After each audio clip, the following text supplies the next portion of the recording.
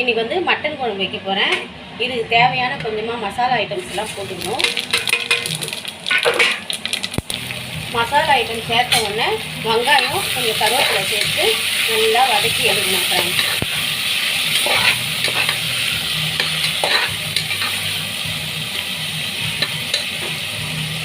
இது வந்து 1/2 kilo mutton friends. இப்போ வந்து இதை நம்ம கழுவி எடுத்துடலாம். இப்போ வந்து வெங்காயம் நல்லா வதங்கிடுச்சு. இப்போ வந்து இது கூட தக்காளி போட்டுருக்கேன். தக்காளி போட்டு நல்லா வந்து சின்னதாக நம்ம நல்லா வதக்கி எடுத்துடலாம்.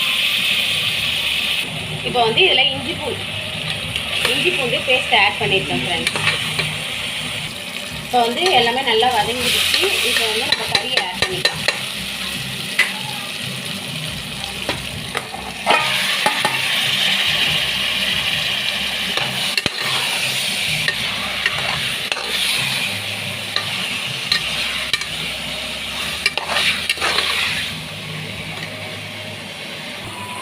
இது வந்து கொஞ்சமாக மஞ்சள்தூள், கொஞ்சமாக லைட்டாக தனி மிளகாத்தூள், கரம் மசாலா, மட்டன் மசாலா வந்து கொஞ்சம் அதிகமாகவே சேர்த்து கொஞ்சம் ஒரு டீஸ்பூன் வந்து ஒரு 2 டீஸ்பூனாக எடுத்துக்கலாம். மட்டன் குழம்பு தான் வைக்க போகிறோம். எல்லாத்தையும் வந்து இதில் ஆட் பண்ணிடுறேன்.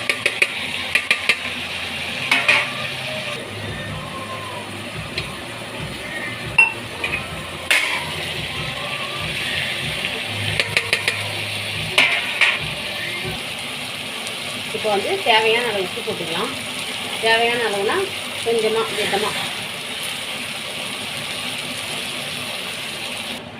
இப்போ வந்து குழம்பு மிளகாத்தூள் வந்து ஒரு 2 டீஸ்பூன் போட்டுக்கலாம்.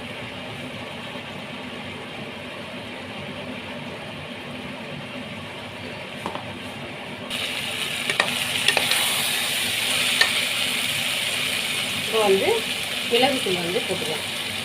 கொஞ்சம் அதிகமே போட்டுக்கலாம். ஏன்னா எங்கள் பசங்க வந்து மிளகுத்தூள் வந்து மட்டன் குழம்புல இந்த மாதிரி நான்வெஜ்ஜில் இருந்தால் தான் வந்து சாப்பிடுவாங்க. மற்ற இதெல்லாம் போட்டோம்னா கண்டுபிடிச்சிடுவாங்க. இப்போ வந்து இந்த குழம்பு டிஃபனுக்குன்றதுனால கொஞ்சமாக வந்து துவரம்பருப்பு சேர்த்துக்கலாம்.